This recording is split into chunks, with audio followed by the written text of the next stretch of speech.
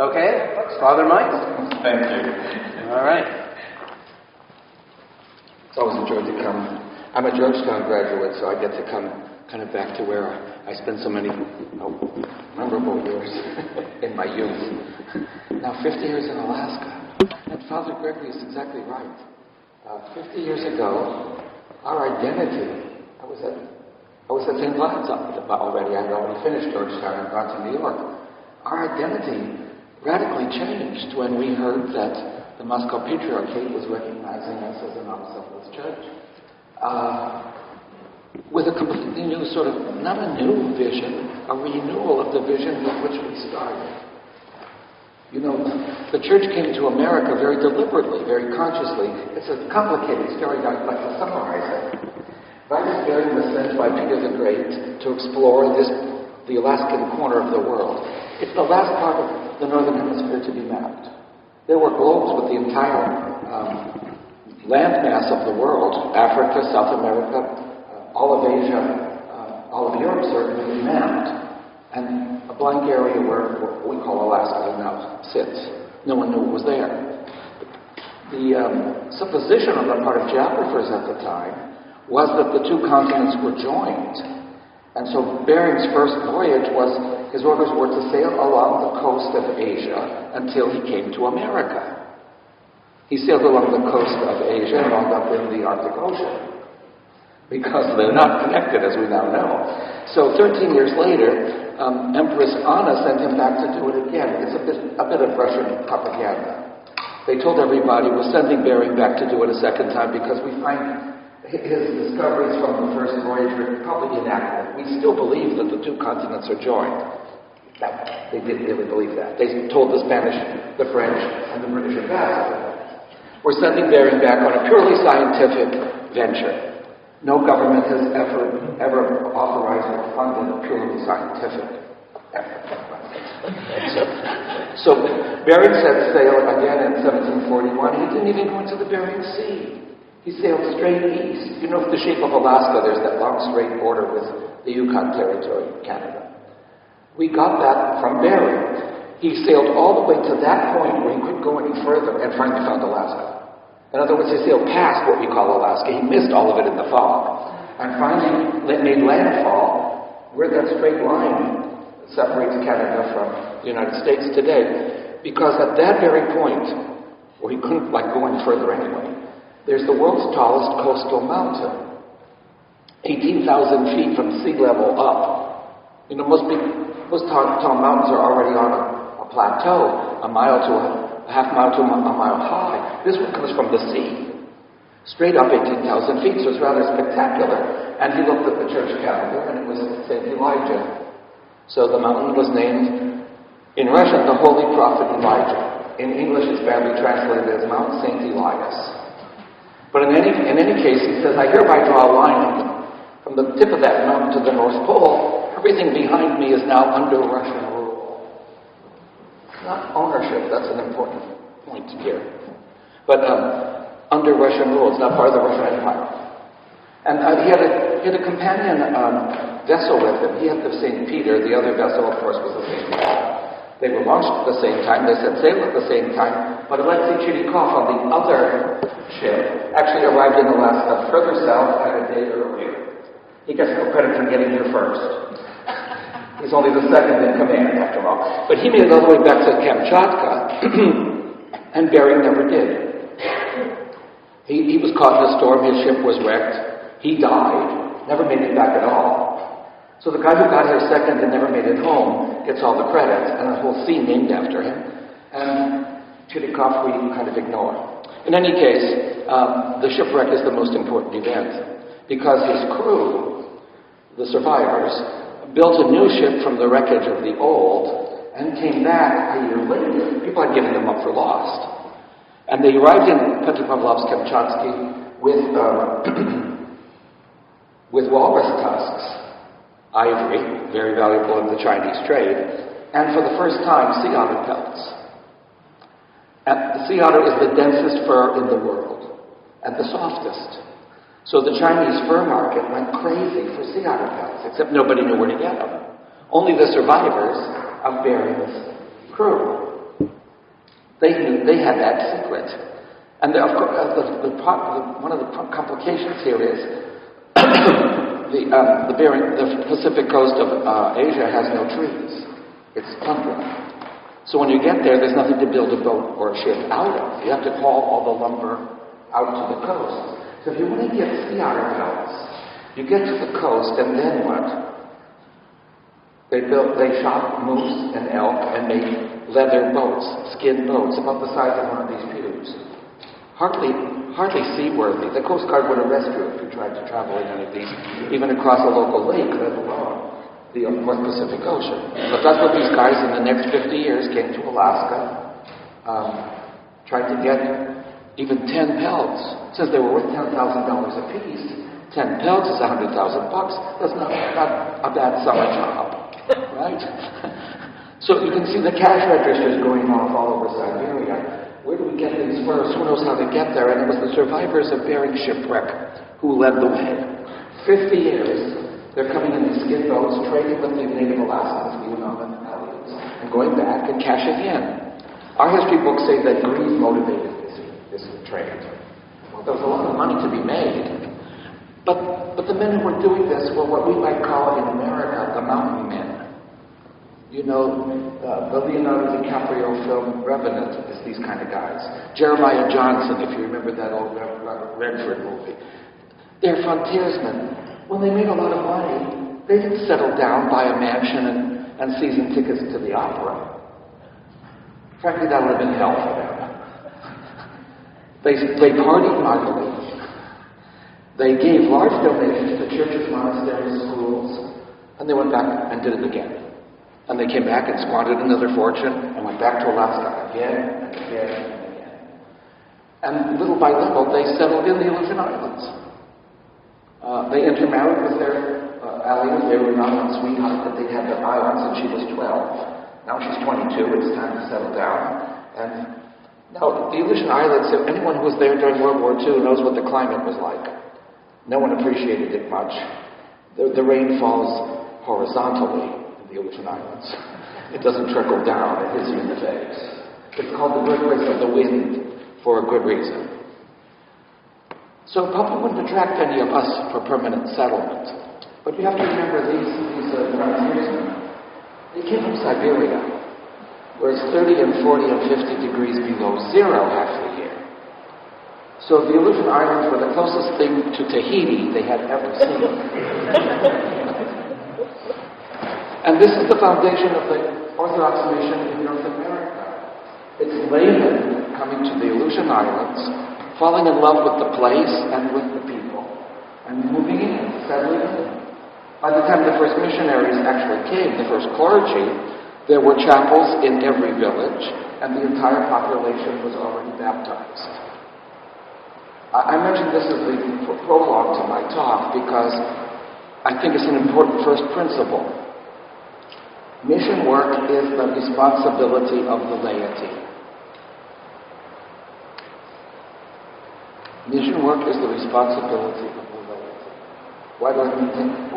We've had a couple of priests even in Alaska who tried to be missionaries. They spend a lot of time interacting with people who aren't Christian and aren't Orthodox and don't belong to any church. You know who complains about that the most? Their parish. You understand why? Father, what about us? You're our pastor. We want you to visit us, spend time with us. You're hanging out in this restaurant with these people who you have lunch with every day, and you have no time for... The priest cannot be the outreach person. The laity must bring future catechumens to the church. Then you can pass them over to Paul, right? But the outreach has to be done, and laity has to take responsibility for being there for this. If the laity don't say, come and see to their friends, those are the top potential inquirers, the priest can't be out there bringing people to church, finding people who are interested. The laity are meeting those kind of people every day in their lives, and when we find them, it's the lay responsibility to do that outreach, because the parish clergy have too many other responsibilities to also be expected to take that on. It's not feasible. It's not even practical. You see? So I think this prologue, the coming of the frontiersmen to Alaska, and they're building, well, how many of our parishes on the eastern coast of the United States were founded exactly the same way? Groups of laity who came, said, we need a church. They bought the land, nickel and dime and quarter at a time. They bought the bricks, they built the churches. Why did we know we need priests? Right? And they affiliated with one jurisdiction or another. But it was a grassroots movement. And both ends of the continent, in the Aleutian Islands to start with, and in the immigration on the other, I'll say later, on the East Coast. So I say this as a prologue because we often think that mission work is a cleric responsibility, and I'm simply highlighting the fact that, in fact, when you think of it, it almost never has been. When we start mission parishes, we often send the priest to a place where there is no church, and then he has to find the people, right? But hopefully there are already enough Orthodox lay people there to form the core of the parish, and then they're the ones who have to take over to make the parish grow. Mission work is a lay responsibility. That's how it starts at both ends of the continent over the last several hundred years. That's been our experience. So now, these frontiersmen are coming back and forth and squandering fortunes. And of course the bankers and the investors and the businessmen at the hub of the fur trade, Irkutsk, about 1,000 miles inland from the Pacific Ocean in Siberia, they're watching this with some alarm. You know, these guys are going out there in skin boats and bringing back 10 pelts at a time. What kind of commerce is that? Let's build some ships and bring back boatloads of pelts.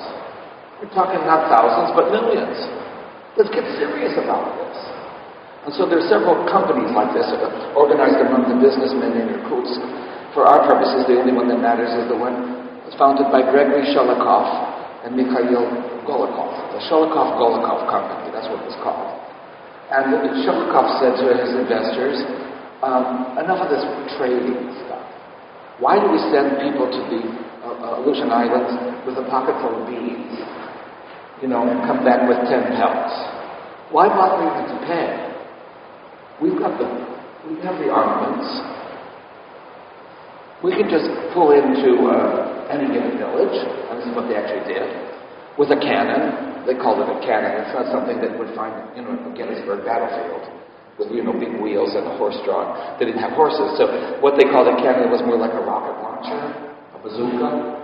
You could carry it around. But let's take a cannon and tell the villagers, we need 100 pelts by sundown. And we'll get 100 pelts. It was basically extortion. But we can fill our ships. And that was the idea from the very beginning.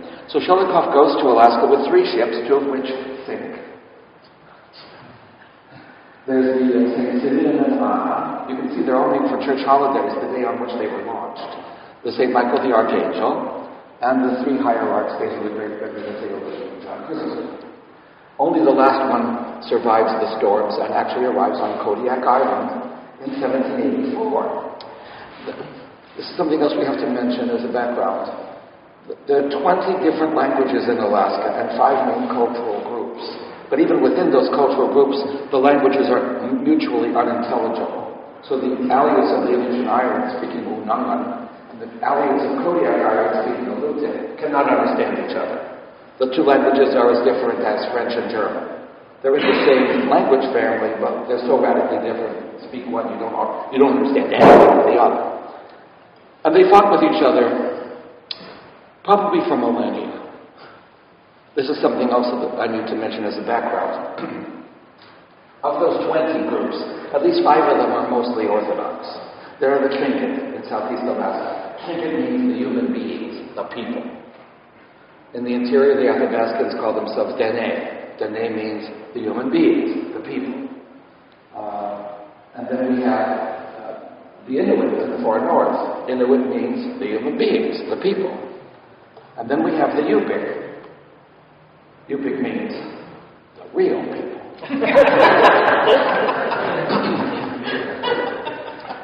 And each tribe calling themselves the humans, by definition, thereby exclude the neighbors. If we're human beings, They're clearly not, because they're not the same as us, right? So these creatures that look like humans but really aren't, what do you do with creatures like that? They're humanoids. They're imposters. Well, first of all, you don't want your daughter to marry any of them. The Yupiks call their closest neighbors the dog people, because they actually say that they're descended from the interconnection between a human female and her dog team. They might look like humans, but they're really not. They're actually part dog. That's a disincentive to intermarriage, of course. And then there's the people upriver we call the intellect. Their name for them is the lice. Don't go near them, right? Everybody has this rather unflattering name for their neighbors. And if they intrude in your territory, the safest thing for you to do is kill them. They're not really human beings anyway, right? And they're a threat to your survival. So it's a matter of self-defense. You kill intruders who aren't the same as you. If you're the human beings, by definition, they're not. The alternative, or the secondary possibility, would be to take them prisoner and put them to work. It's the origin of human slavery. You don't enslave human beings. You enslave creatures that look like human beings but really aren't. And so Shelikof, knowing that this system existed across southern Alaska, he pulls into the Unangan region looking for a Kodiak Alutic POW. Someone who has lived among the Unangan long enough to have learned Russian. And there are plenty of them because it's been 50 years. And he ransoms one of the Kodiak POWs, slaves, and brings him home. Kashpak is eternally grateful to Gregory Shelikof for rescuing him, for paying his ransom, and bringing him back to Kodiak Islands. And he sends Kashpak to his own people. We've come in peace. It wasn't really true. And we have all these beautiful presents for you. They weren't interested. They said to Kashpak, hit the road, we're not interested, go home. Well, Shelikof wasn't ready to take no for an answer quite that soon, so he sent Kashpak back with even more presents. They said, never mind, and don't come back again or we'll kill you. But then they knew there was going to be trouble.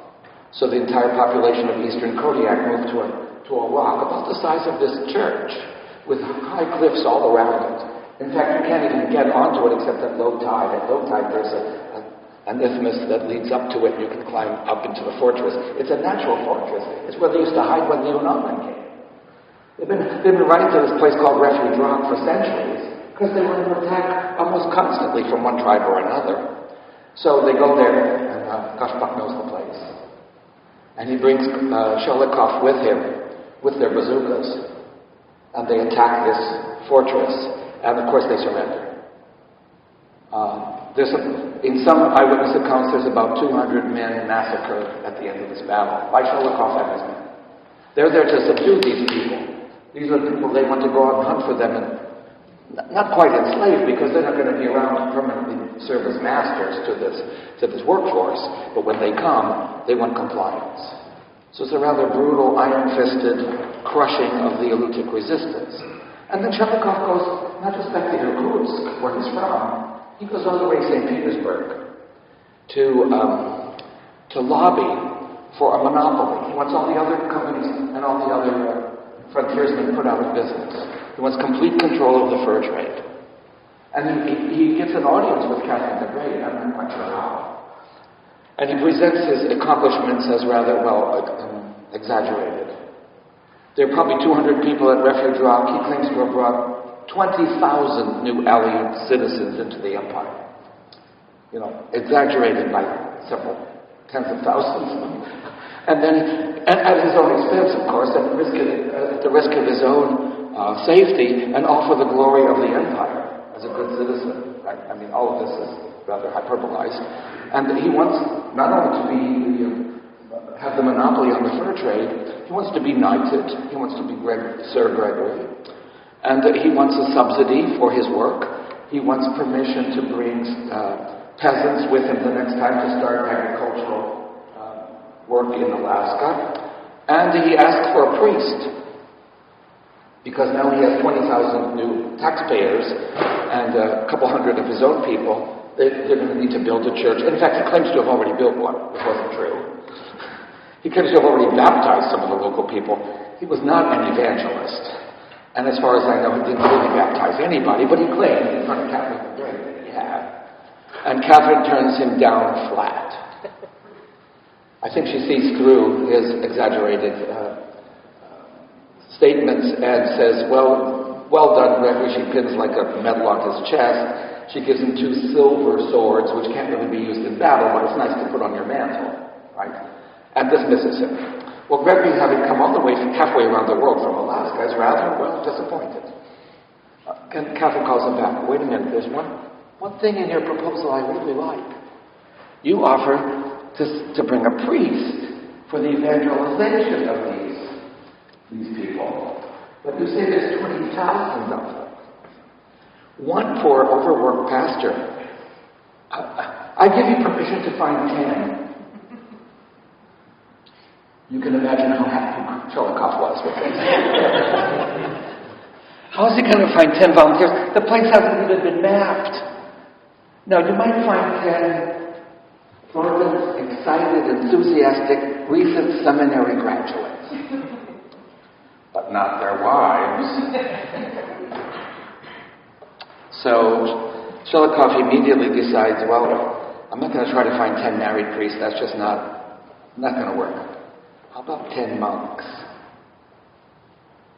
And Valaam, one of the 3 large lavas in all of Russia, is just outside the city, just up the Neva River. I'm going to go up to Lake Ladoga and see if I can't recruit 10 unsuspecting monks. He was required to provide transportation for them. So he goes to Valaam, he makes his recruiting speech. By the way, we still do this. We get teachers and doctors and all kinds of professional people to come to Alaska with exaggerated salaries and excellent living conditions that, in fact, when you get there, don't actually exist. That's what Shelikof did with the Valaam monks. He gave them a wonderful, I built a church, wasn't true. There's a house for you to live in, wasn't true. Everything you need is already supplied, wasn't true. And his idea of transportation was to buy the monks new boots. This is where our story actually begins. Those monks from Valaam had a standoff in St. Petersburg, and then they walked 8,000 miles across all of European Russia and Siberia, and then from there sailed to Alaska, where they arrived September 24th, 1794. That's on our stationery in the OCA. Founded 1794. It's the arrival of the monks from Valaam, recruited by Gregory Shelikof under very false pretenses. And I think the journey across Siberia was God's will and providential. Because only one of those monks had ever been to seminary. And none of them had any real theological education. None of them had any training in missiology, which was a subject that didn't even exist, right? But they walked. They walked across Siberia. There were no Hilton's, Holiday Inns, or Best Western hotels, right? Where would monks stop each night along that route? In a skid or a monastery, whatever they could find. Another monastic community. And in the history of Siberia was settled first by those frontiersmen who ventured out, like our own mountain men in American history when the Louisiana Territory was first purchased. And behind them in Russia, unlike America, right behind them were the monks. They're looking for a place pretty much uninhabitable or uninviting. That's the kind of place monks prefer.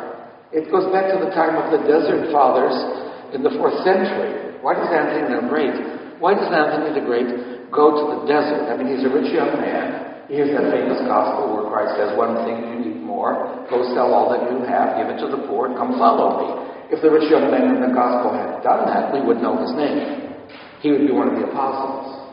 But we know he went away sad because he was rich. When Anthony heard that story, he went and sold everything. But he was 300 years too late to follow Christ in Palestine. So how does he follow Christ? He goes to the desert. What does that mean? How does he follow Christ by going to the desert? How does that compute? And I think it's hard for us in in the 21st century to envision this, but as I understand it, in the simplest terms, and I have to explain this to secular classes every semester, the desert, in biblical terms, is not just a place where you wouldn't want to live, but where you can't. It's the place of the dead in two senses. It's the place of the dead because that's where the pyramids are. That's where you bury the dead. You take the dead out into the desert, and the cemeteries are there. But more importantly, it's a place where nothing can live, where the evil one, Satan, has killed everything. In other words, in the monastic mind of the 4th century, the desert is enemy-occupied territory. And Anthony becomes a one-man D-Day invader. He's going to go to the land occupied by Satan, the land of the dead, and the land where nothing can live, and proclaim the resurrection. He's going to celebrate Pascha there, even if he's the only one there. He's going to stand up on the devil's territory and proclaim the devil's defeat and the resurrection of Christ. And in his lifetime, he's joined by thousands of others. So the monastics are always looking for the place where it's practically uninhabitable. A swamp full of mosquitoes. That's actually where St. Sergius started the monastery Holy Trinity. It wasn't a welcoming place. Like Ladoga, it's frozen half the year. And the monastery there is out on these islands.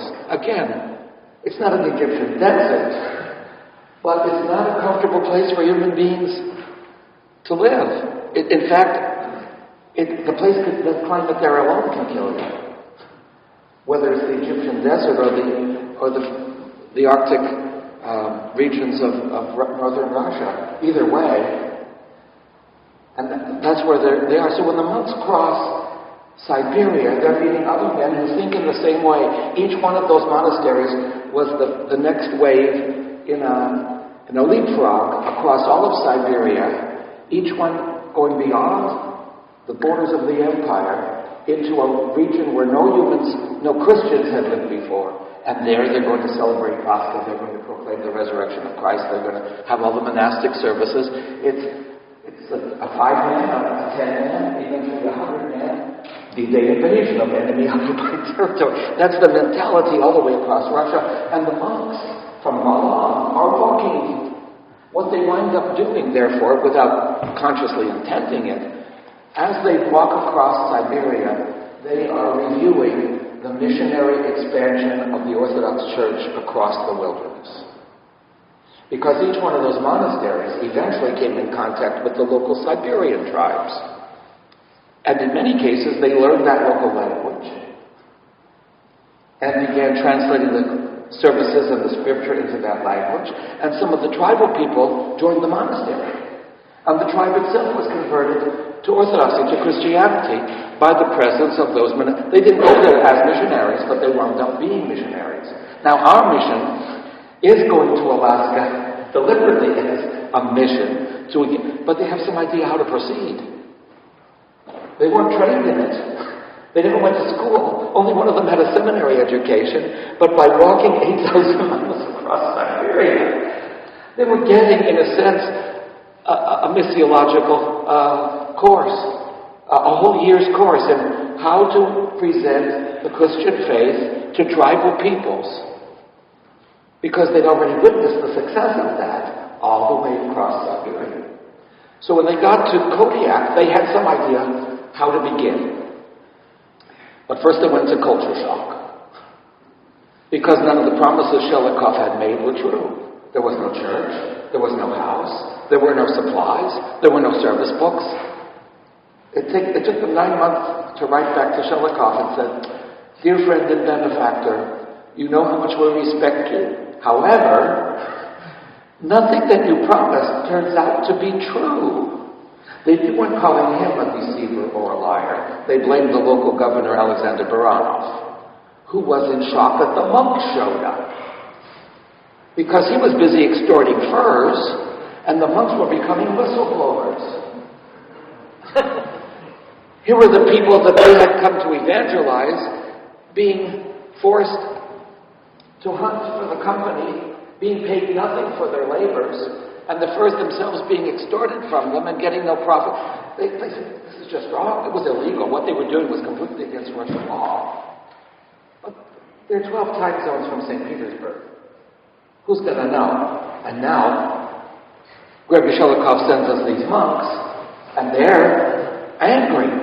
These are the people we've been sent to convert, and look how awfully they're being treated by our own countrymen who are supposed to be Orthodox Christians. So you can understand the predicament the monks were in. So they began protesting. But the problem was, anything they wrote went out on one of Baranov's ships. So everything they wrote and complained about, Baranov knew. But there's one wonderful, it's a few years later, but there's a correspondence where the monks go on and on. They don't have much paper. I mean, even the paper they get from Baranov.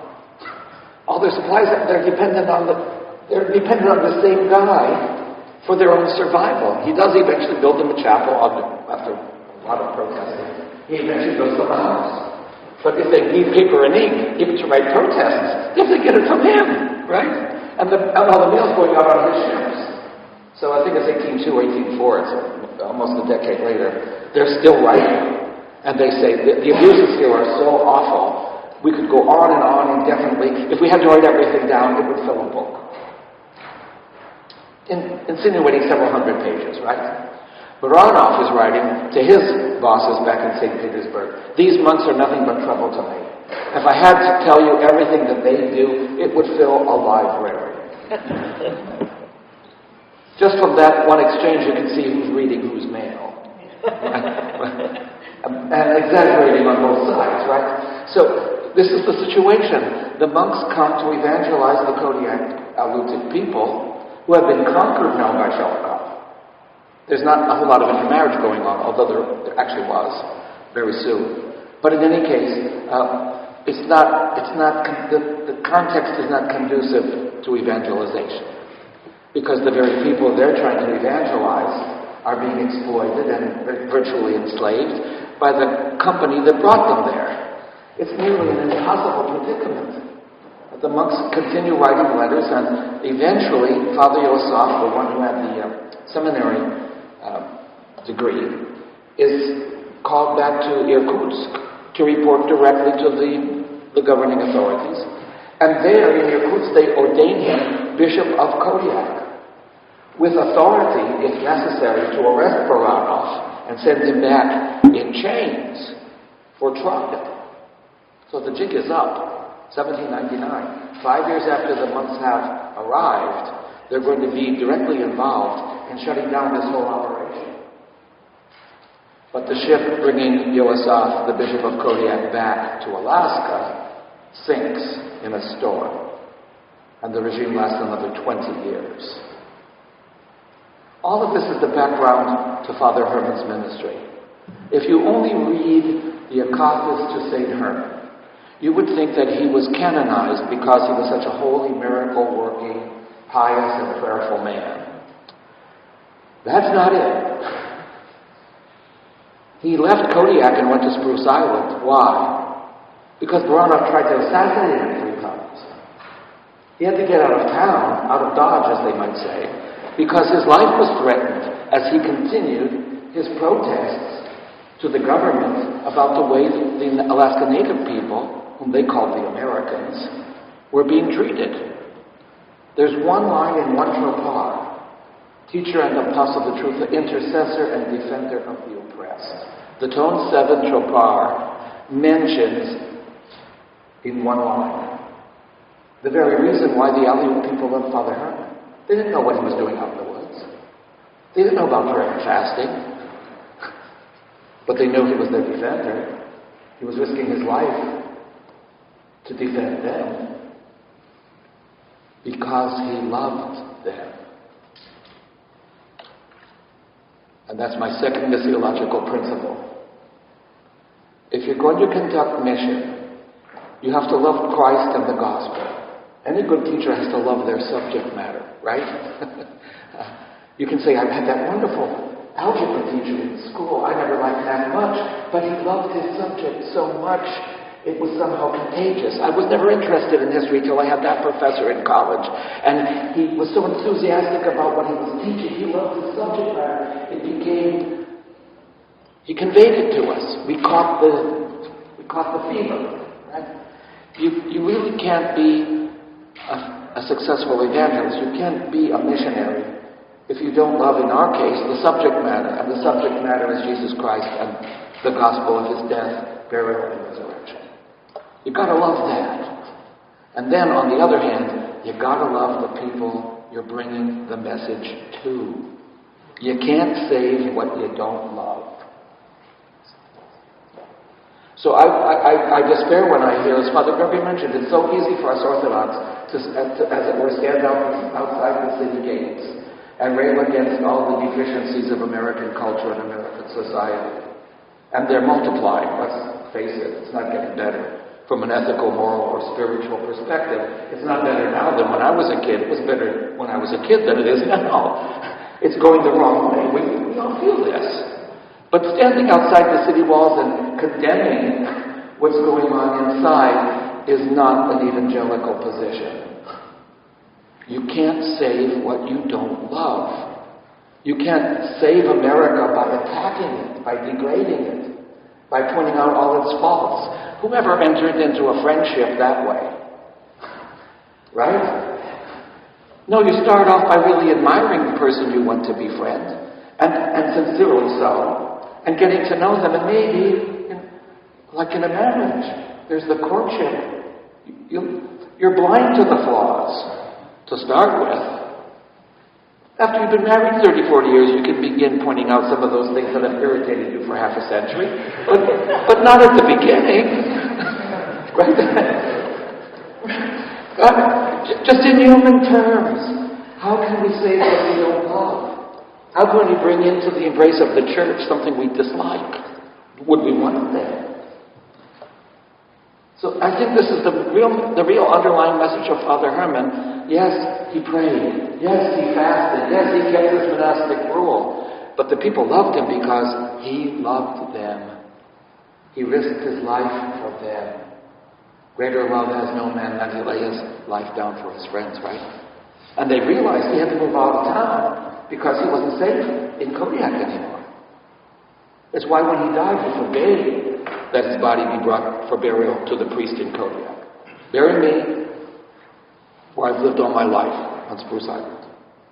And when he went to Spruce Island, what did he do? He dug a cave. There's plenty of wood. Why didn't he build a cabin? Why dig a hole in the ground? Well, Anthony the Great went to the Egyptian desert and lived in a cave. The monks who founded the monastery of the caves in Kiev had caves already there. Wherever monks went, they built a cave which would be their own tomb. And they prayed in their own tomb and celebrated Pascha. What a metaphor. Trampling down death by death in the place that you're going to eventually be buried. And you go to the monastery of the caves, I'm sure some of you have. There are these dozens of incorrupt saints buried in the cave where they had spent their life in prayer and are now entombed, as if asleep, awaiting the resurrection of the last day. It's just an amazing phenomenon. But Father Herman knows about all of that. The Shelikof caves, not that Valaam has the same. He digs a cave, and then he says, bury me in my cave. And they tried not to, by the way, because the people felt bad. He should have a decent funeral. There's a priest in Kodiak right now that's taken there for burial.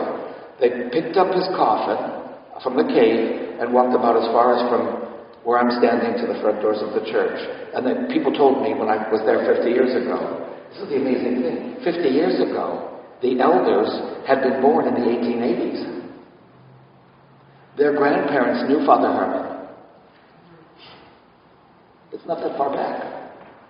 I met people when I first went to Alaska whose grandparents knew Father Herman. They were telling me personal stories that their grandparents had told them about Father Herman. Even though it was 2 centuries back. We have an old enough elder who had an old enough grandparent. It's one eyewitness away. And so they told me there was a cross on the path. I don't think it's there anymore. And I asked, why is this cross here? And they said, that's where, when they tried to take Father Herman's body for burial to Kodiak, they only got that far, and suddenly his coffin became so heavy that pallbearers could not lift it. They had to put it down. And when they tried to pick it up and go that way, they couldn't budge it. And when they tried to go back, they had no problem. It's as if Father Herman himself said, I told you, bury me in my cave, don't take me to Kodiak. And when they tried, they couldn't do it. They could only bring him back to the cave. And then on the anniversary of the arrival of that mission, 1894, the local Kodiak Lutheran people built the chapel that now stands over his grave as a shrine. Because people were coming there constantly for prayer. It was a holy place. It was recognized as a holy place. If you've ever been to Spruce Island, you know what I'm talking about. You take a few steps down the path, and you know, this is different. This is holy. This is another lesson we can learn from St. Herman. One sincere, pious, committed, Orthodox Christian, just saying his prayers, day in and day out, keeping in his case the monastic rule, is enough to sanctify an entire island.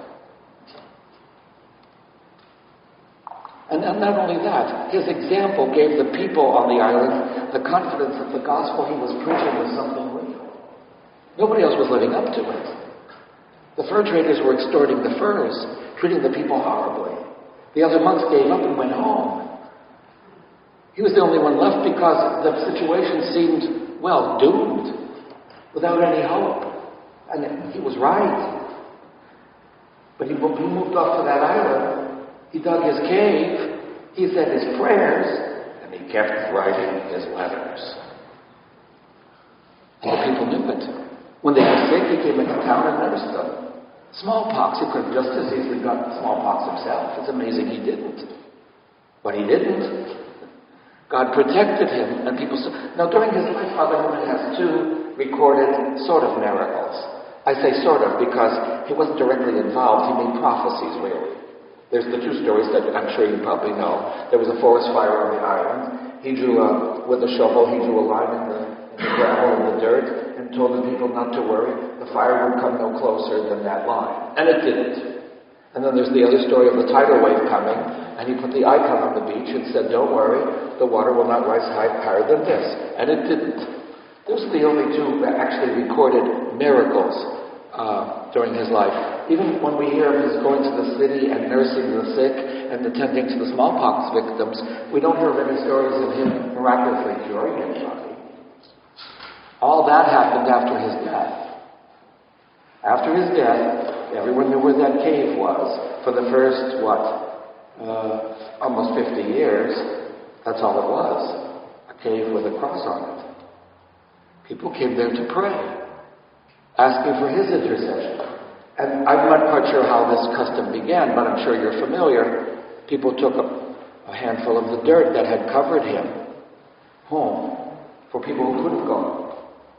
And they anointed people with this earth. Sometimes they even let someone put it on their tongue. It's just dirt, right? And the sick became well. I think we have to talk about this as part of our mission. Because I think we're the only Christian tradition that can still talk about it. We, I would say, theologically believe that holiness is communicable. We know diseases are communicable. But God's holiness is communicable. The problem is that God is so holy, we can't take him except in small doses. You know what I mean? He would love to embrace us all. If he did, it would destroy us. It's too much. Right? We approach the holy carefully. That's why we have the iconostas, the curtain, the covers. It's not because God's hiding. It's because real holiness is communicable, but only a little bit at a time. Archbishop Benjamin pointed this out to me. He said, you never notice that the rubrics require, in many traditions, for all the clergy who are about to handle the holy gifts, to receive Holy Communion, there's a hand washing. But the bishop washes his hands again after. The bishop has 2 hand washings, before and after receiving the gifts. Because he has to receive not only his own, he has to handle the holy gifts to communicate to the priests. It's an overdose. It has to be cleansed. Not because it's evil, not because it's dirty, but because it's too much. The best metaphor we have is in medical science with chemotherapy. Right? A little bit can cure you, too much can kill you. You've got to be careful with it. That's probably physically the best metaphor we can apply to what is holy. You approach it carefully, and you receive it. We thirst for it, we want it. But God knows we can't overdo it. By the way, it's the same for the 40-day prayers for a woman who has given birth. It's not because she's dirty that she needs to be cleansed. It's because she's too holy now. She's participating in the birth of another human being by the will of God. And so she comes into the church to be cleansed, not because she's done anything wrong, but because she's supercharged with holiness now. The same as the bishop washing his hands after distributing the holy gifts. Holiness is something we've got to be careful with, you see. Not because we're being protective, not because it's mine and you can't have it.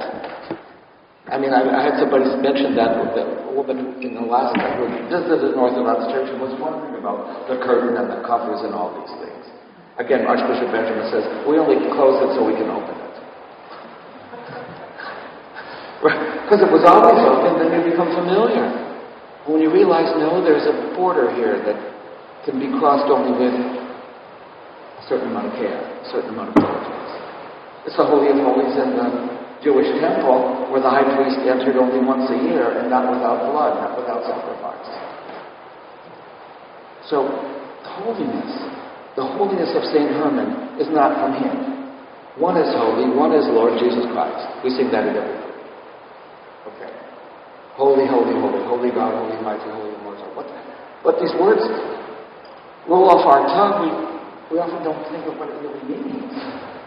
What does it mean to be holy? So pure that it's beyond purity. So beautiful it's beyond beauty. So powerful it's beyond our concept of power. Holy is the maximum of all the positive adjectives in the world. And then beyond that. It's reduced to a 2-syllable word, just as God can be reduced to a 1-syllable word. But what are we invoking when we say, Holy God? And the saints don't become holy by their own righteousness, no matter how. First of all, because there aren't any sinless saints. That would be the only sinless ones are our Lord Jesus Christ and His Most Holy Mother. The rest of us, sinful human beings. So holiness is not a matter of how many sins we've committed and then been forgiven or confessed. Holiness is proximity to God. Now, how do you develop that proximity? How do you get closer and closer to this very powerful and dangerous reality we call God? Only a little at a time. Your prayers invoking His presence, His blessing, His energy, His grace, coming to church, touching what is holy, the cross, the icon, the chalice. Most importantly for us, receiving the holy gifts. But it's holiness in small doses, you see. But if you keep it up, the metaphor the Holy Fathers use is an iron in the fire. A piece of iron has no particular temperature. It's usually rather cold. But if you put it in a fire long enough, it begins to take on the properties of the fire. It begins to glow with the same color as the fire. And it radiates the same heat as the fire. It becomes like fire, but it's still a piece of metal. That's the saints. Living in proximity to God, in prayer, in fasting, in scripture reading, in sacramental participation and the rest, they take on the properties of the fire, even though they themselves are only metal. And this is a physical presence. It's why we venerate the relics of the saints. St. Herman is buried in the ground for 50 years, but nobody bothers him. But people come to his grave, and they take earth Earth that covered his bones. And the earth heals. Because the holiness of God was in this man, and they're physically present in his body, and the body is now contaminating the very ground that covers his body, and that, speaking of small doses, is enough holiness to cure the sin. I've met dozens of people when I first went to Alaska, especially as children who had been very sick and even given up by their physicians as hopeless cases of pneumonia or even tuberculosis. And they said, the doctors gave up on me. And the elders from my village went to Spruce Island, and they brought home this little pinch of dirt. They let me eat it, or they anointed me with holy water and made mud. And I got better. And the doctors say it's a miracle. And it was a miracle. But you multiply that by 100 people, that's the basis for the canonization of St. Herman. The experience of holiness that radiated from the very ground that covered his body. Most people say, well, that's an old wives' tale. I know too many people have experienced it. It's not an old wives' tale. But the miracles from St. Herman were not, except for the tidal wave and the fire, the miracles were not cures that he performed by the laying on of hands, by the touching, or by the prayer of St. John of Kronstadt. For example, they say, Professor Verskoy at seminary once said, he knew people that were cured by St. John of Kronstadt by telegram. They'd send him a telegram, please pray for my mother, she's dying. He would telegram back, she's going to be okay, don't worry, she's going to be with them. There was not even a physical contact, it was a telegram. But it was his prayers. It's not a power, it's God's power, whether it's in a cross. I've had this experience. It's a cross that a student of mine made in Moscow 20 years ago. While I was there, I was elected dean of the seminary in Kodiak, so the Metropolitan actually said, we have a special cross for the deans of St. Vladimir's and St. Tikhon's, but there's a special cross for the dean of St. Herman's. I mentioned this to this student, whose father was a jeweler to Patriarch Alexei I and Alexei II. And so this student, unbeknownst to me, apprenticed himself to his own father and learned how to paint icons in this kind of detail. And years later, I got this cross as a Christmas present. I wasn't expecting it. It was just, and it's each, you can see I'll walk around or you can come up. Each icon is painted in such detail that when a photographer takes a picture and blows it up to iconostase size, all the details are there. How he did this is simply remarkable. I mention this only because you probably know about Our Lady of Sitka, the miracle-working icon from the cathedral in Sitka. It's made on tour of the United States several times. It's exactly why I'm bringing this up now. People touch that icon and are healed. We believe holiness is physically communicable. It's simply what our experience in the church. It might be our internal secret. It's not something we proclaim out on the sidewalks. Come on and get healed, just touch this icon. That kind of stuff isn't going to work. It's not a publicity stunt.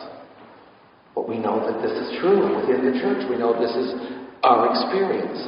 So Maxime painted this icon, and then His Beatitude Metropolitan Theodosius gave me a tiny fragment of the relic of St. Herman to put in the cross under the icon of St. Herman.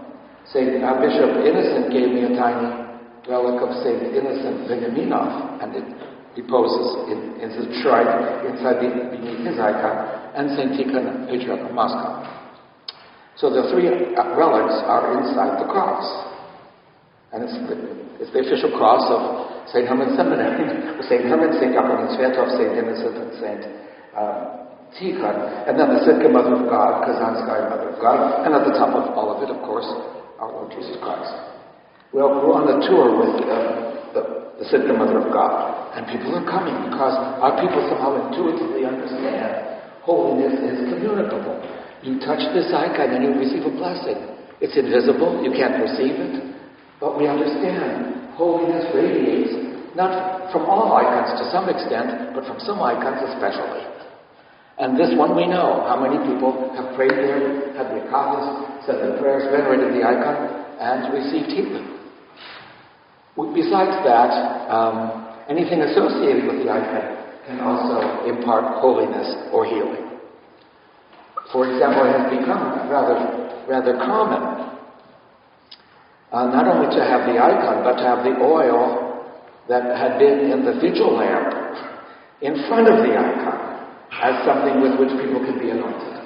So for this particular tour of the Sitka Mother of God, it's about 10 years ago now, we had little vials, little brown bottles, and wherever we went, people got anointed as they came to venerate the icon. And then we left, a dozen of those little jars with the local parish priest, so the people who weren't there could still be blessed at some time in the future.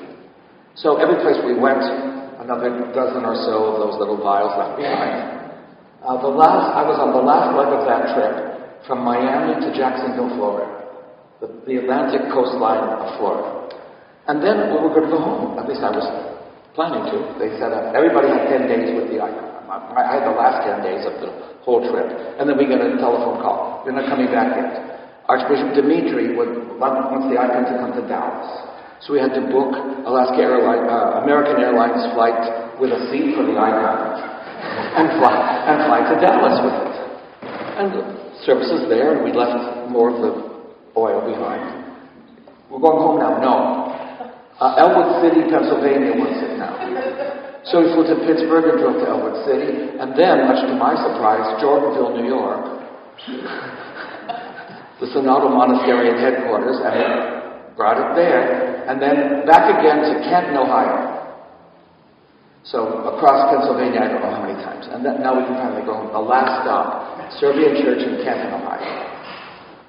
And we got there just before the akathis was scheduled, and the priest and his wife said, we've got to go to the church quickly, early. We already had put the icon there. But there's a little girl in our parish who has a tumor, apparently a cancerous tumor in her brain, 3-4 years old. And they want to bring her before the crowd. They don't want to expose her to a lot of people, lest she get some kind of other infection, whatever. So we have to go early. They're going to bring her ahead of all the crowd and to anoint her. By this time, we were completely out of oil. We'd been leaving oil behind every place we'd been. We kept thinking, this is the last stop, this is the last stop. At Jordanville, we finally just left the rest of the oil there. And now we have one more stop. And they want us to anoint the little girl. And we have no oil. Like the foolish virgins in the parable. We're out of oil. What are we going to do? Well, I have this cross. So, as they brought the little girl in, and they were expecting her to be anointed, all I could do was take the cross and I put it on her head. And I said the same prayer that we would say if we were anointing someone ill. Holy Physician, healer of our souls and bodies, Christ. And they seemed to be satisfied. They didn't seem to be too disappointed that I had no brush or oil. And in any case, the little girl was leaving, and the crowd was coming in. And we were told later, the parents carrying this little girl, the people watching them said she was like radiant. She was so happy and joyful that she had come to venerate the Sitka Mother of God icon. Later that week, she had her next chemotherapy. But they couldn't find the tumor. A few weeks later, I came home. My wife said, so-and-so in our parish, the Naga Indian woman, she said her oldest son suddenly collapsed this week, and he's been rushed to the hospital. They diagnosed him with a brain tumor. He's been sent home, but tomorrow morning they're going to bring him to the hospital, but she wants to stop by on the way to the hospital for you to anoint him. Fine, this time I have plenty of oil. But I also took the cross off. And the same thing happened. They never had to operate. His tumor was gone. The third time, I had a former altar boy of mine who was going to Seattle. They had diagnosed him with bone cancer.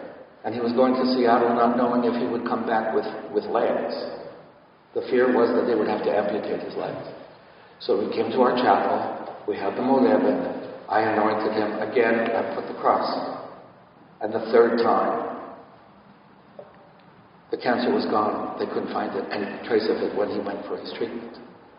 So I can testify, holiness radiates from holy people. This cross has been associated, in my experience, with at least 3 miraculous healings. The mission of the church is to sanctify, to bless, to renew, to heal. And we poor sinners can't do it. But the saints can. And it shouldn't be our in-house secret. You know, the cupolas, I get very tired of tourist agents, especially in Alaska, because we have so many churches that are on the cruise or on the tour. And they always refer to the domes on our church as onion domes. And I have to tell the tourists as they come in, the decoration on the outside is not vegetarian. We do not decorate our churches with onion domes. Those are the flames of Pentecost. The shape of the dome in the Russian tradition is flame-shaped. It's the holiness of God descending from heaven on this place. This is a holy place. It's not like any other building that you enter.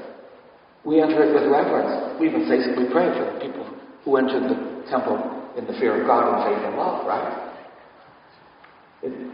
We skip over it, but it's there every time we start a service for this holy house and for those who enter with fear of doing. But the domes on the outside are to remind us, this is where holiness comes to earth. This is where the earth itself is blessed. This is where the earth itself is sanctified. This is where people are blessed. This is where people are sanctified. This is where holiness is accessible in small doses. And that's the mission of the church, to bring that holiness into the world. Where else are people going to get it? And especially in this day and age. Even our churches, is the salt losing its savor. The sense that there's something sacred, that's awesome, that's fearful. It's almost completely lost in our society. This sense of holiness, right? Silent night, holy night, what does that mean? We use the words, but the reality of it, we fail to act in such a way that we know this is holy. Be careful. Not because God's trying to harm us, I repeat, but because the very nature of God is so overwhelming. Remember, he says to Moses, no one can see my face and live. We can see him in human form, in the icon in the face of Christ. That's our theology. But you see, this is the mission. And St. Herman's, I'm still working on St. Herman here, but St. Herman, you see, teaches us all these things. You can't save what you don't love. First step in any missiological approach is you've got to love, I would say not just the people, but the place.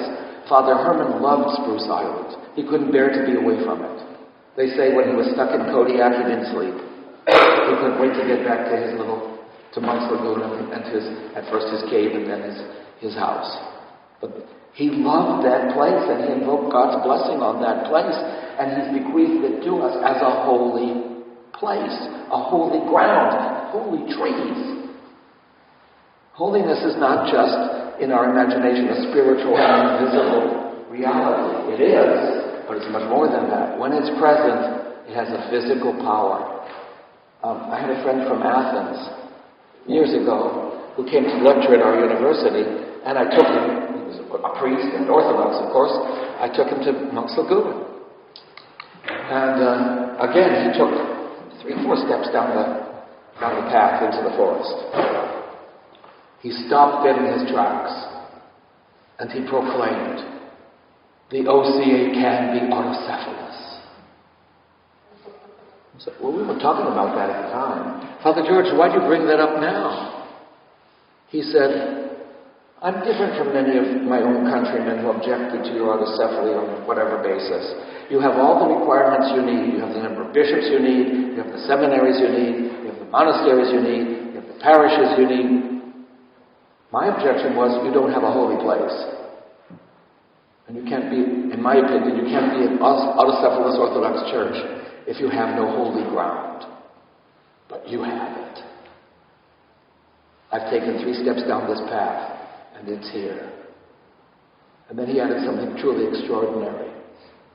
I've only had this sense, this intensity of holiness once before in my life. Where was that, Father George? At the tomb of Christ in Jerusalem. That's a gift from God. That's where our church starts. Father Herman, loving the place, loving the people, praying intensely, one man in the forest. And the treasury he has bequeathed to us is a holy forest and a holy lagoon on a holy island. And it's a physical presence. Anyone who's been there will testify to that. There's no place that I've ever been like that little island covered with those spruce trees. And it sounds almost irreverent to call it magical or fantastic, but there are no other human words to testify to it. It's simply a holy place. I can't put it into any other words. So, concluding this section on Father Herman, I would just say, you should all come. You know, the Muslims have as one of their laws, one of their basic tenets, once in your life you have to go on pilgrimage to Mecca. I think in Orthodox America, we should have a rule. Once in your life, you've got to come to Spruce Island. There's simply no substitute for it. It will change your life. Because if you have any doubts about the very existence of holiness, Spruce Island will take care of that. You have this immediate sense that this is a holy place, and God's holiness is imparted to us physically from the place, from the ground. And when you get to St. Herman's shrine, the chapel built over his grave, I'm not sure there's any of the original earth that covered him still there. After 50 years of pilgrims coming, climbing under the chapel, and taking even a spoonful of dirt. To be honest, I heard this story. I wasn't present personally, but Father Joe Creda told me 20 years ago. He was there getting ready for the pilgrimage, and the starosta from the village of Uzinki, 8 miles away, came with a sack of ground and poured it over the grave of St. Herman. And Father Joe said, "What are you doing?" He said, "I'm putting the dirt here for the pilgrims." but this was clearly earth that had actually never covered the relics of St. Herman. Nevertheless, God can use that. If people come with faith, right?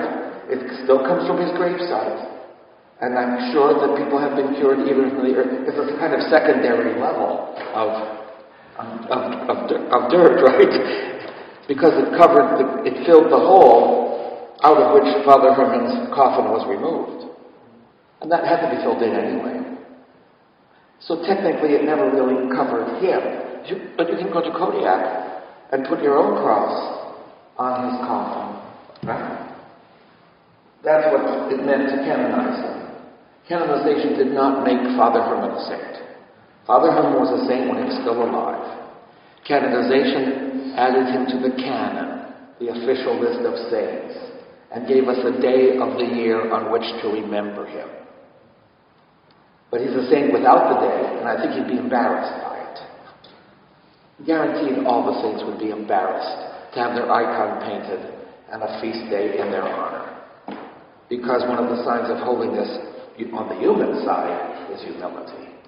I think Father Herman would be terribly embarrassed that we're celebrating the 50th anniversary of his glorification, his canonization, and yet it's been a blessing to us. Sorry, Father, I know you're embarrassed, you're modest, you're humble, but we need your feast day.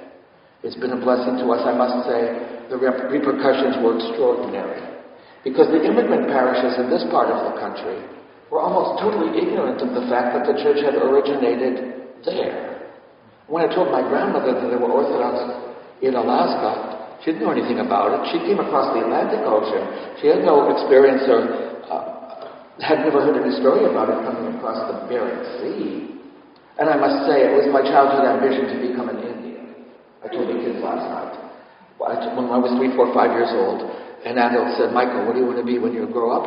I would say an Indian. I didn't care what tribe, Comanche, Arapaho. Iroquois.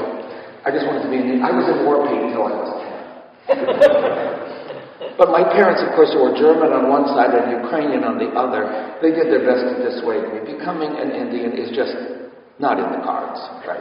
You have to be born into a tribe.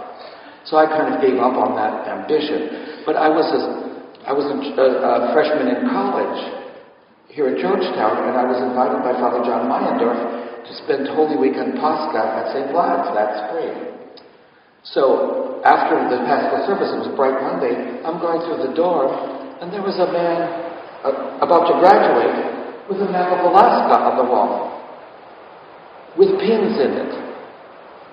I walked into his room, Bob, what are you doing to Alaska? Voodoo? You're planning an invasion? He said, neither. These are our Tlingit Indian parishes, our Athabaskan parishes, our Yupik Eskimo parishes, our Alutiiq, Unangan, Aleut. They're Native Americans who are Orthodox. I didn't know anything about it.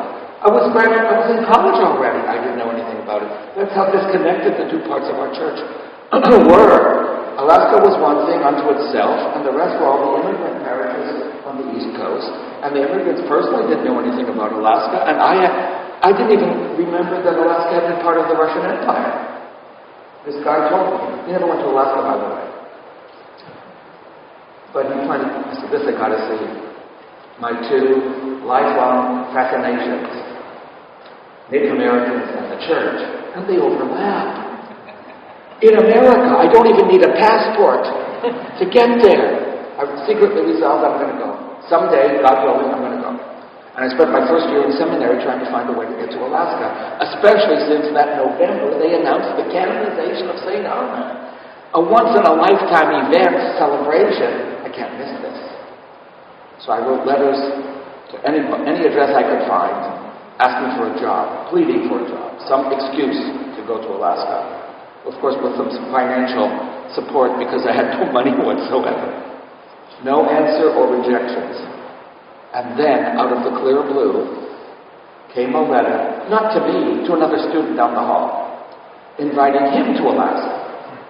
Now, I had a roommate like this at Georgetown, a New Yorker. It's a special breed of human. These people believe that the sun rises on the East River and sets on the Hudson River. The West for them is New Jersey. And they would never go there, right? So the guy who was invited to Alaska had no interest in leaving New York. He went through the door. You want to go to Alaska? You want to go? He didn't know I'd been trying to get a position in Alaska for months. I'd given up all hope. You're going to think I'm crazy, Mike, were his first words. But would you want to go to Alaska this summer? 2 weeks later, I was there. But it was totally providential. The guy who got the invitation was not interested. His two roommates had other commitments. I was fortunate enough to be in my dorm room at the time that George came through. And the rest is history. I've been there 50 years. But it could have just as easily never have happened. I wouldn't call that a miracle, but it's certainly a wonder.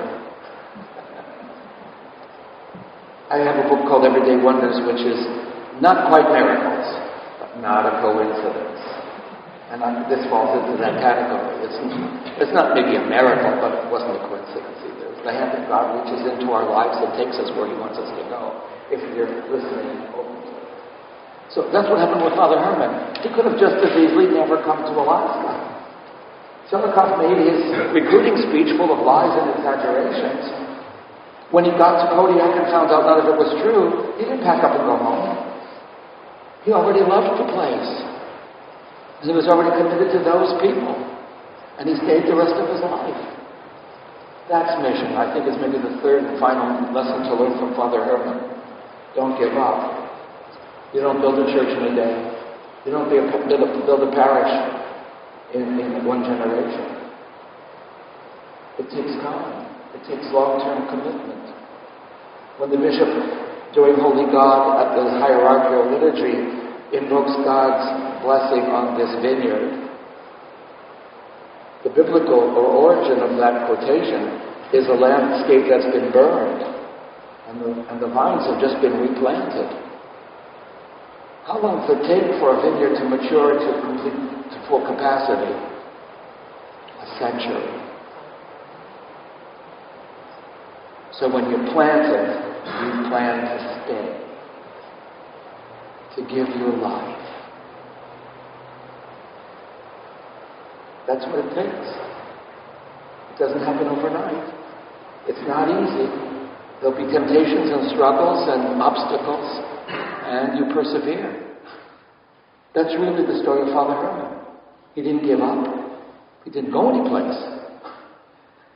He stayed where he believed God wanted him to be and remained faithful to that ministry, which was saying his prayers, keeping the fast, nursing the sick, taking in the orphans, planting a garden.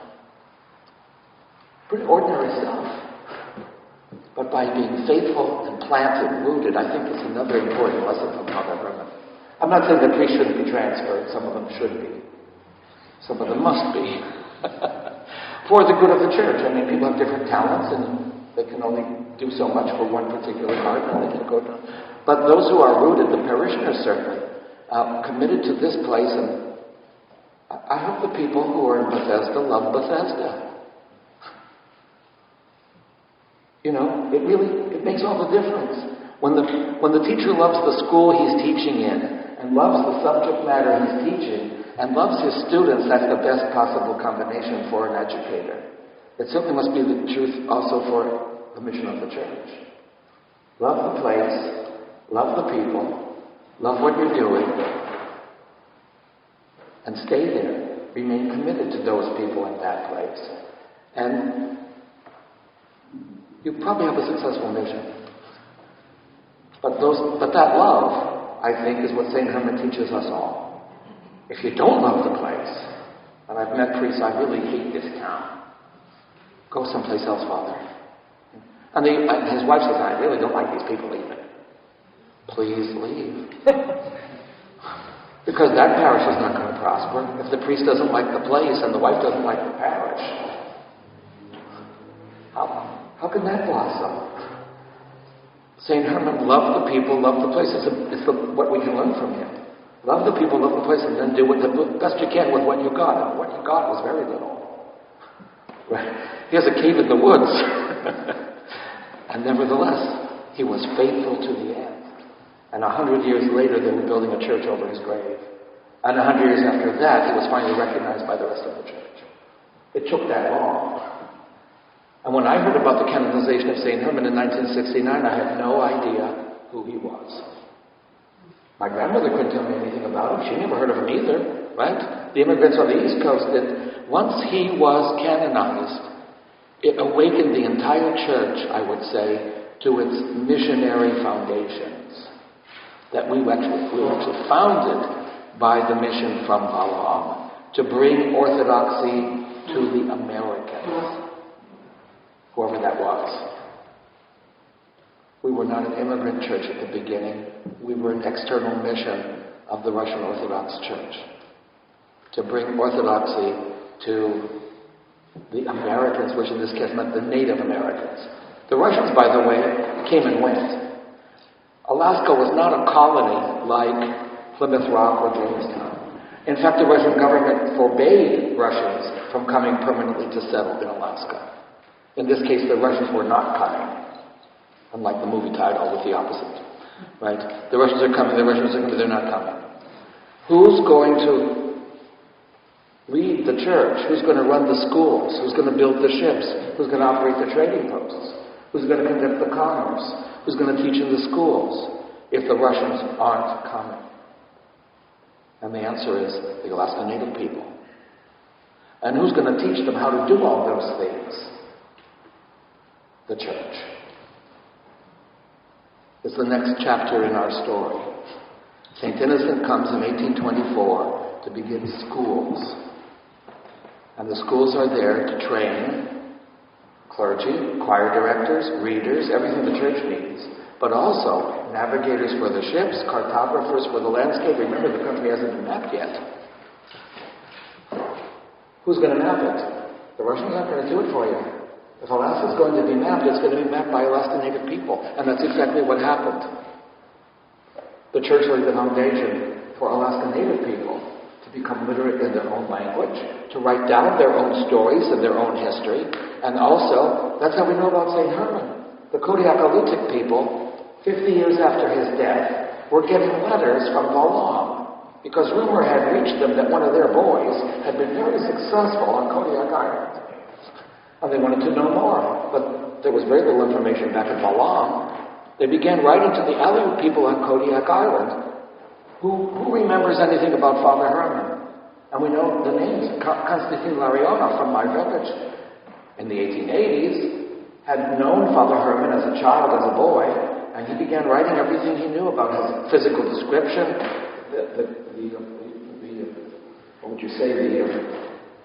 the utilities that he had in his house, the comforts he had in his house, which were 2 boards and a stone. Who would have known that Father Herman slept on a board with another board as a blanket, with a stone as his pillow? You'd have to be there when he went to bed. But Constantine was.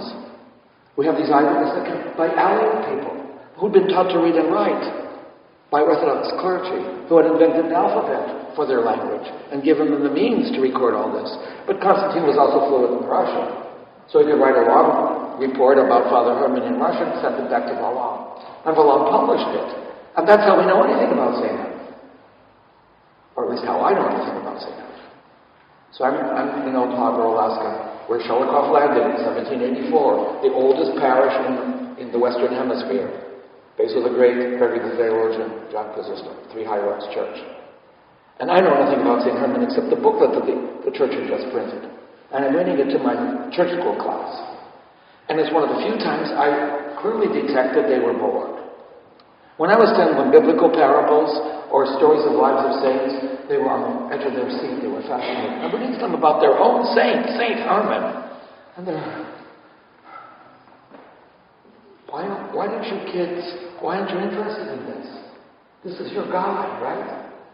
They said, well, we know all this. We've heard all this all our lives. And I realized that the stories that were in the book had been told and retold among the Aleut people for generations. And then eventually written down. I'm reading the written part. But these kids had grown up hearing all these stories about Father Herman. It was old news to them. It was their only boring church school class. Until I got to the end. And it said, and Father Herman died December 13th, 1837. That got their attention. He died? When? They had heard so much about Father Herman and his miracles and met people who had been healed that for them, they had no idea he had lived over 160 years before and had died and been buried on Spruce Island. That was the only thing that was left out. They didn't know that. And they said, that can't be true. He's alive. And they're right. How much time do I still have? Actually, you have an hour if you want to. I have a whole hour yet? It's noon. Well, yeah. What time is it now? Okay, that's what it was. I have at least a half an hour, right? Because that gives me time to do another much neglected saint, whom St. Herman knew, and whose life has been, if it's known at all, much distorted. Because, there were 10 monks to begin with. 2 were novices and others were fully tantric monks, and 3 were priests. But they walked 8,000 miles.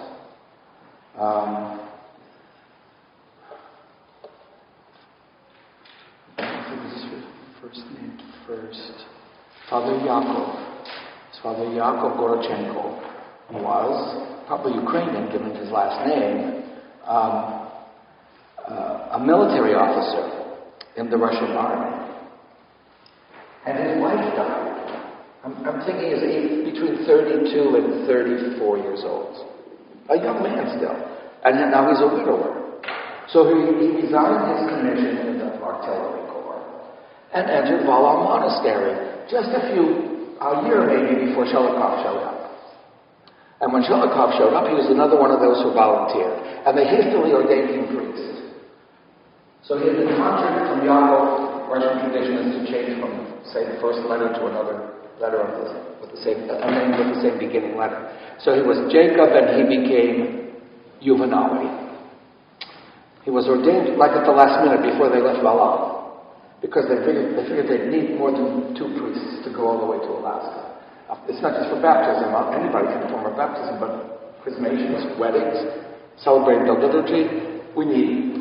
So they hastily ordained Father Herman, this former military officer, who walked the 8,000 miles as they sailed to Kodiak. And then when they got to Kodiak, Father Makari, who had been a priest longer, higher monk, and Father Juvenaly got into an argument. They argued about which way they were going to go when they finished their assignment. Father, we can make Alaska this way with your fist. That's how school children are taught to make it anyway. You see, this is the ocean chain, pointing out this way. And there's a kind of nose that points towards Siberia in the middle of the Bering Sea coast. And then the southeast Alaska and the Kodiak Island. Kodiak Island is off the coast of the south. Anyway, they're on Kodiak Island. And even on this area is between south central Alaska. And so Father Makari's is the ocean chain, 1,000 miles of islands headed toward Japan. And they're arguing about something. Father Herman overheard this. He's the one who records it. The 2 of them are arguing who's going to go up to the nose. It's called the Seward Peninsula today. It didn't have a name, it hadn't been mapped yet. So who's going to go to the nose? Because this is the part of Alaska where Siberia and Alaska are only maybe 100 miles apart. If there are any Russians in Alaska that have settled over the centuries, that's where they're going to be because it's the closest point of contact, almost contact. There's an island in between that's only 40 miles from the Siberian coast. So you get to St. Lawrence Island, cross the length of that island, you can see the nose of Alaska from there. It's almost certain that there were Russians there. But both of them are arguing who's going to go visit, make contact with that mythical colony on the nose of Alaska, Seward Peninsula. And Father Makari says, well, when I get done with the Aleutian Islands, I'm going to have to come back and turn around and go up there. And Father Juvenaly says, no. When you're done with your territory, you're going to be in Japan.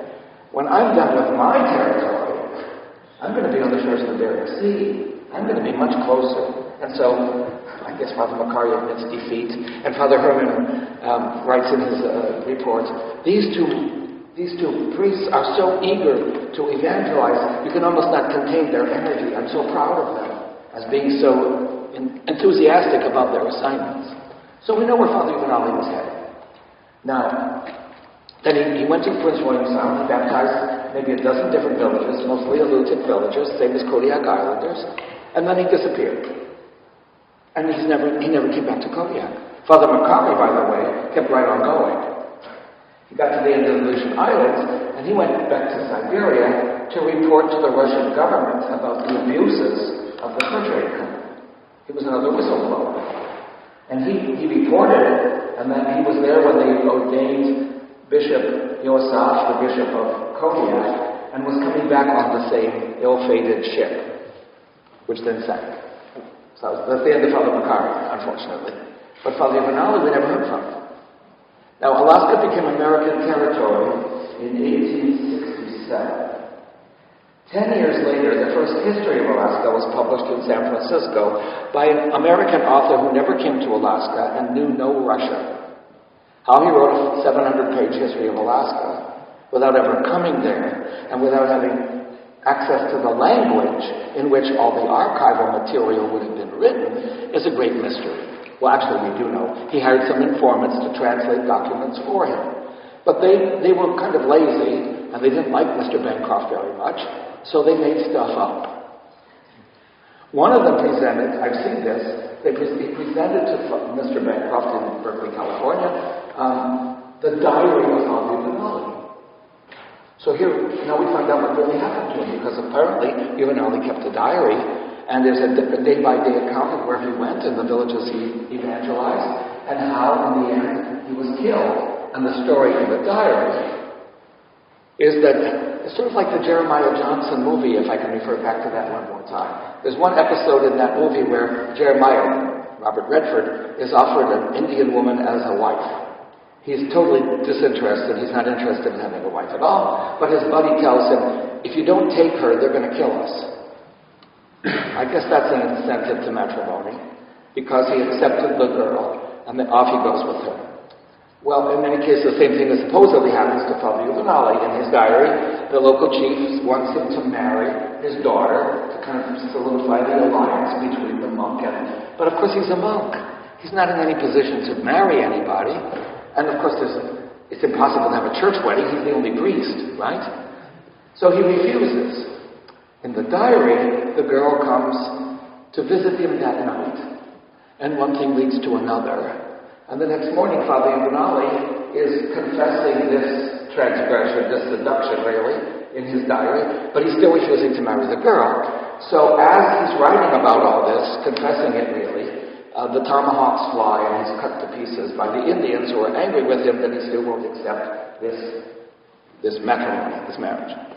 And that becomes the history of Alaska. There's a chapter about Father Juvenaly's seduction and death in our history books. So that's what I believed when poor Father Juvenaly, it's too bad that happened, but clearly he's no saint.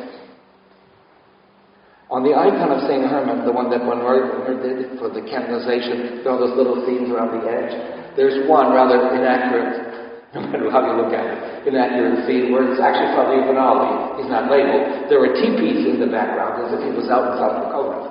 Right? Right. And he's kneeling down and the Indians are there with hatchets or something. It shows the death of Father Juvenaly, but without any halo. But he was killed, but not as really a martyr for the faith, okay? And everyone pretty much believed that. And then, over 20 years ago, a Yupik elder came up to me, knowing nothing of this, I'm sure himself. And he said, I want to tell you about the first priest to come to our region. I know it's Juvenaly, but the story's not Juvenaly. So the first priest that come to our region, is the west coast of Alaska, came along the shore, in a little canoe. Not a Yupik kayak, a canoe. And he encountered a hunting party of Yupik Eskimo hunters, among whom was a shaman. And the shaman saw this canoe coming and told the hunters, chase him away, get rid of this guy. I don't know what they did. Took their fists, raised their spears, pointed their arrows at him, whatever it is, it didn't work. Kept coming. So the shaman gave the order, kill him. Now you understand why this would happen. From tribal rivalries, an alien coming in who's not yours, is not a human being, and you have to defend yourself against him. So this makes some sense already. But then the rest of the story was, the priest fell into the canoe, and his helper, his reader, they called him reader, not his guy, his assistant, his guide, jumps overboard and tries to swim away. And Yupiks don't swim even to this day, so that his swimming ability is remarkable. They said he could swim like a seal, diving underwater and coming up for air, diving underwater, coming up for air. They had to get into their kayaks and chase him down. Then the shaman removed his cross, the priest's brass cross, from his corpse, put it on himself, and tried to do some kind of seance or magic. Didn't work. He felt himself levitated.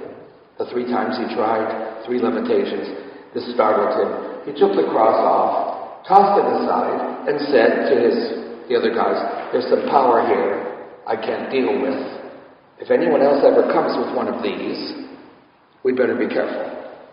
End of story. I dismissed it. The first priest that came into the area was Father Juvenaly. He died at the hands of the Indians upriver. It can't be true. And then, coincidentally, as I did other research, St. Shelikof and his successors, Father Nikolai Orlov, Father Shayashnikov, 3 or 4 priests passing through this same village, Kodiak, all say, this is the place Juvenaly was killed.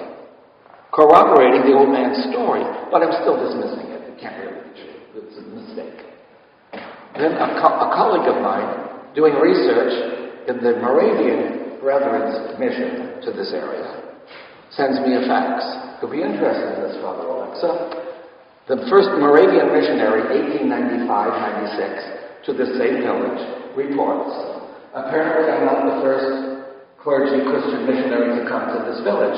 The people here tell me that many years ago, an Orthodox priest came along the shore in a canoe. They tried to chase him away, but he kept coming. So he was killed in a hail of arrows. His helper jumped overboard and swam like a seal. Now this is 100 years before I heard the story, and 100 years after it happened. But it's word for word the same story. Time out. Maybe Father Juvenaly wasn't killed after being seduced and the rest. Maybe that's it. So I go to Berkeley, California. I want to see this diary. Suspiciously, the Russian original does not exist. There's an English translation by one of the shysters who made up all kinds of things in previous chapters of Alaska history. And in this case, it's the English translation. You open the book, September 1st. And I don't know, Saints Peter and Paul. You know September 1st is not Saints Peter and Paul. Right? In other words, if you were Orthodox, you could spot the forgery from the very first page. I sailed on the ship, the Adrian and Anastasia. No, you don't have to look up in the history of the Russian-American company to know there was never a ship named the Adrian and Anastasia. It's the Adrian and Natalia. But how could you be on the ship and not know the name of it? I mean, it's on the ship, right? So every page can contain such obvious errors of fact that you say the diary's bogus, the diary's a forgery, the diary's a fake. Okay, then throw away that whole story about his seduction and all the rest. Maybe the old man was right, maybe Father Juvenaly was martyred, trying to bring the gospel to those people on the shores of the Bering Sea. But why did they kill him? I mean, yes, he was an intruder, but there were this whole hunting party, 10, 20 men, all armed. He's standing up in the canoe, vulnerable, but with no weapons. They didn't have to kill him. He wasn't a physical danger to them, right? So that was question number one. And he left his assignment in South Central Alaska by himself. Who's the guy who was paddling the canoe with him, showing him the way, his guide? The guy who jumped overboard, the guy who could swim. So little by little, again, I was here in Washington at the National Museum of the American Indian. And you know, everything in that magnificent museum is a collection of one eccentric man. One very rich eccentric man. The Smithsonian's collection of Native American art is in storage in Anacortes Walk, Maryland. It's a huge building, 10 times the size of this church, but with little drawers of archival material from the floor to the ceiling. And they give you a cherry picker. You know, one of those things that they use for repairing downed electrical lines. They teach you how to use it, and then you can pull yourself way up there and peek in. It's like living through the national attic. You open the door and you find all these treasures that are stored. More than 90% of the collection is in storage. What you see in the museum is a tiny fraction of what we actually have in the Smithsonian collection. I opened one drawer. I wasn't looking for this. I was looking for all the stuff for my wife. She was interested in Yupik dolls and toys. But this drawer was filled with chains. Ivory chains. Carved from walrus stuff. One link after the other. They're magnificent. If when you start with a solid piece of ivory and wind up with a chain, the links are fairly large. It's not like this, but... And the explanation in the drawer was shamans in Alaska, for hundreds of years, have been carving ivory chains in imitation of Siberian shamans who wore metal chains. So when they saw this guy coming with a brass cross, a metal chain, you understand immediately he's a shaman from the other side, a medicine man with magical powers. How do you defend yourself from the magical powers of an intruding alien shaman? Chase him away first. That's the first option, which is what they tried. And when they couldn't, when he kept coming, in self-defense. Now, who was the swimmer? There are still no swimmers among the Yupik Eskimo. Now, you people believe that if you get wet, you die. Hypothermia will kill you in a matter of minutes. And it's true because they live, if you fall into the water even in the summer, the water is too cold, and if you fall in through the ice in winter, you're doomed. You won't survive. You've got to get your clothes out of the water and all your clothes up and build a fire, or else you probably, hypothermia will get you unless you have friends to help you get dry very quickly. So their idea is don't fall in the water, don't get wet. Swimming, on a very hot day, people might go wading. But swimming like this guy, it's unknown, even to this day. I happened to be, however, in an Athabascan village near Anchorage after church, sitting having coffee with the stars. And I'm not even sure why this popped into my head, but I said to him, Maxime, is there any history of swimming in your village?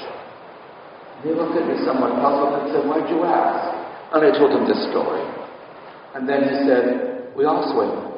We teach our boys to swim in Cook Inlet in the North Pacific Ocean. We are traditionally beluga whale hunters.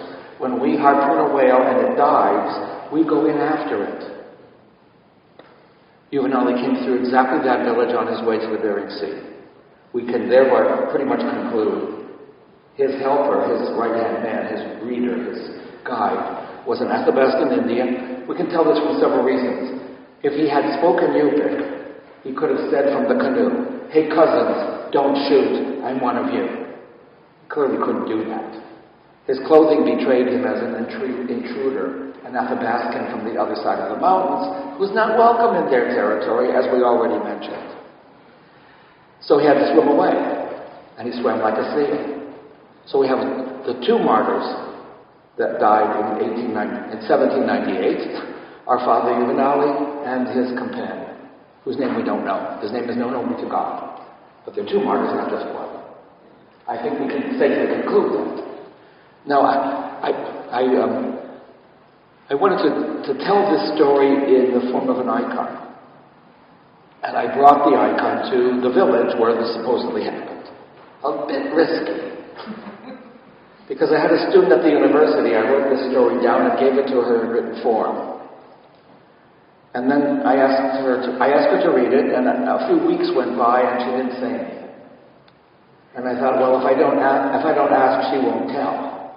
Because it's kind of embarrassing to recognize that your village bumped off the first priest that came. Right? So I didn't mention it for a couple of weeks. I wanted to make sure she had read the story. And then finally I had the courage. I said, did you have a chance to read that article I gave you? Long silence. Yeah. Well, what did you think? Well, they didn't know he was a priest. I figured that was as close to a confession I would ever get from anyone from that village. But then I was invited to that village, and I took my icon. And I presented it to the community, and I said, as best I can tell, this is the story that I heard from another Yupik man 20 years ago upriver. But I want to verify it with you. And they listened very politely. And when I was all done, they said, yep, that's the way we've heard it. Except for one thing, you're missing part of the story. Okay, what am I missing? They said, well, according to our elders, when the canoe came up and all the rest of the shaman gave the order, all that's correct. But just before he died, the priest, standing in the bow of the canoe, looked to them like he was chasing away flies.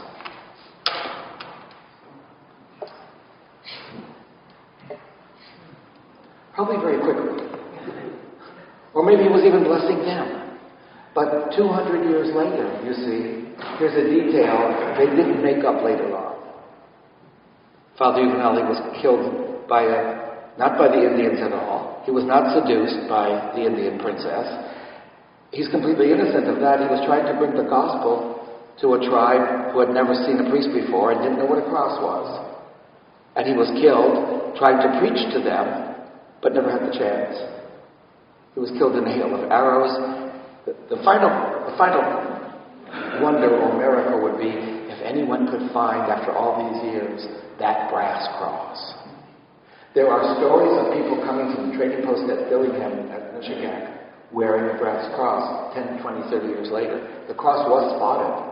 the manager of the trading post, says, it's very strange. There's an Eskimo man from up the coast who's shown up here with a brass cross. We don't know where he got it. Again, it's another piece of the puzzle. It verifies the story.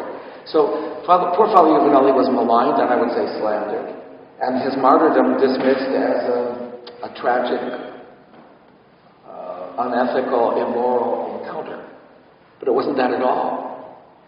He did a good job. All the villages where he evangelized and baptized people are solidly Orthodox communities to this day. So, he was an effective missionary. And what can we learn from him? I mean, because we're trying to distill missiological principles. I think that we can learn from Father Juvenaly missionary work is a kind of martyrdom, a kind of self-sacrifice. You can't do it if you're worried about yourself or your income or your security. You can only do it if you're willing to put it all out there and risk it. And Father Juvenaly did. That's the same for being a Christian, for that matter. We are martyrs. Martyria means to give a testimony or a witness, like being on the witness stand in a court trial. To testify to what you have seen and what you know. We have seen the true light. We have found the true faith. We have received the heavenly Spirit. That's our testimony, right? We sing it at the end of every liturgy. Juvenaly was doing the same thing, but we have to do it. You see, we're not going to be sent in a canoe to the Bering Sea. We're not going to be arrested by the Red Army. I remember during the Cold War, Father Herman used to say, I have no doubt that here in Crestwood, New York, if the Soviet Army parachuted in and took control of the town and surrounded the seminary and lined up the entire faculty and student body against the wall with machine guns and said, renounce Christ or die, Dave Drillick would give the pitch and we all go down singing, O Lord, save thy people. But that's not going to happen. I would say pretty certainly never going to happen to us.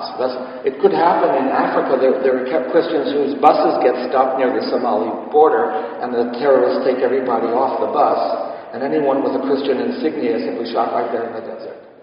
It could happen in certain contexts in the world. It happens in the Middle East. Christians are persecuted in many parts of the world. In the Soviet Union, millions have died. But it's not going to happen to you and me in Bethesda, okay? But we still have to be martyrs. Not in dying, not in being shocked, not being threatened and terrorized and physically mutilated. Our martyrdom is in some ways tougher because our martyria has to be every day, hour by hour, week by week, month by month, to remain faithful. And to live as Christians in the modern world is difficult. And we can also give up, or at least feel like it, as I'm sure even Father Herman thought of or was tempted to do many times. But you keep going. That's the example, that's the martyrdom, the martyria we are called to. But in a certain sense, although Father Juvenaly's martyrdom is unique, and it took about 100 years to figure out what really happened, I call it Alaska's longest standing murder mystery. On the other hand, we all have to be martyrs and commend ourselves and each other to Christ our God, one day, 1 week, 1 month, 1 year at a time, and simply persevere. And now it's lunchtime.